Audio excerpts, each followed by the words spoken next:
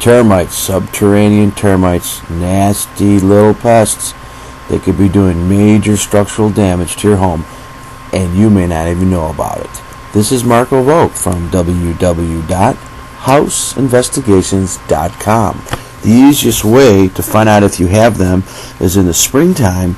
You will see what appears to be flying ants. Now, there is a difference between carpenter ants, the reproductive, and the reproductive termite.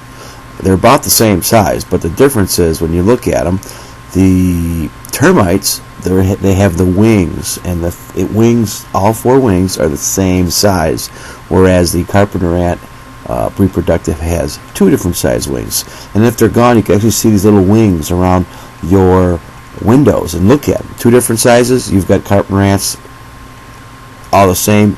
You've got termites.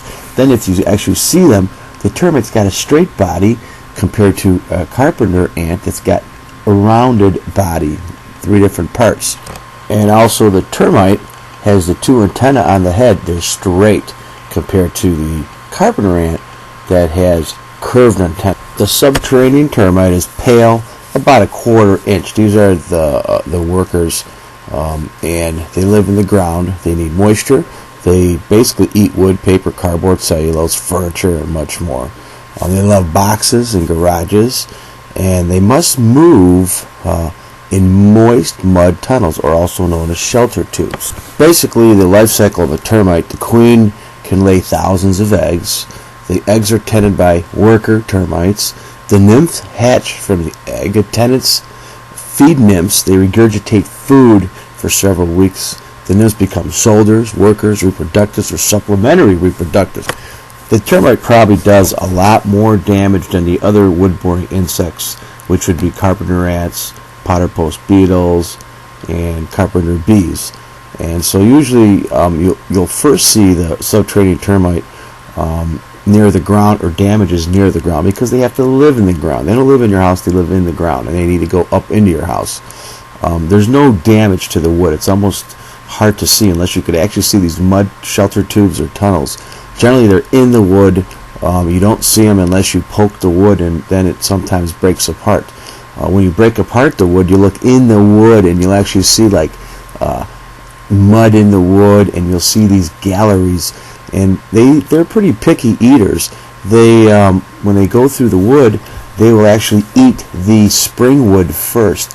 The spring wood is the wood in the tree that grows quick in the spring, and then summer, winter it grows slower, and the wood becomes harder. This is why when we do termite investigations, we'll see that some of the joists are damaged and others aren't.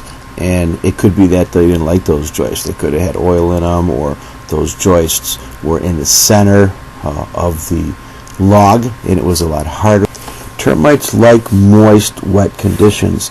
So if you have like leaking doors, defective windows, defective doors, crawl spaces that aren't properly conditioned, and there's moisture or condensation, these are desirable areas, and you really need to get into these areas to look, especially a crawl space, because sometimes you're lucky and you can see the mud tunnels going up the insides of the brick. Sometimes you're real lucky and you see the mud tunnels outside, which is rare, but it's great if you see them outside, because now you know you got to hurry up and treat the house.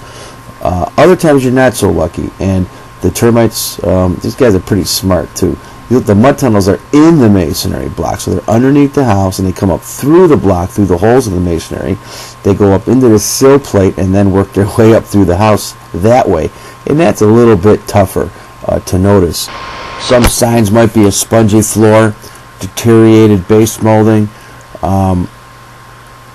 cracks developing in walls because the walls are starting to compress because maybe the sill plates are being eaten out, cracks in the wall, floors becoming unlevel, maybe the beam is being eaten out and slowly compressing underneath the columns. And so you want to really look for these guys. Once you find them, really treatment should be done by a professional. Professionals are licensed. They know how to remove and eradicate these problems. They know how to store and properly disperse chemicals around your property. There are different ways. One way might be application of termiticides in or around the house. Another way may be the baiting system. Dow Chemical does have a very effective system. You need to be licensed to put these systems in. Regardless of the system you choose, you need to remove the termites. You need to stop the damage. They can destroy your home. They can devaluate your home. They can make things no longer function, like windows and doors. And who wants to buy your home if it has termite damage? Thank you for visiting. This is Marco Vogt from www.houseinvestigations.com. That's www.houseinvestigations.com. Thank you.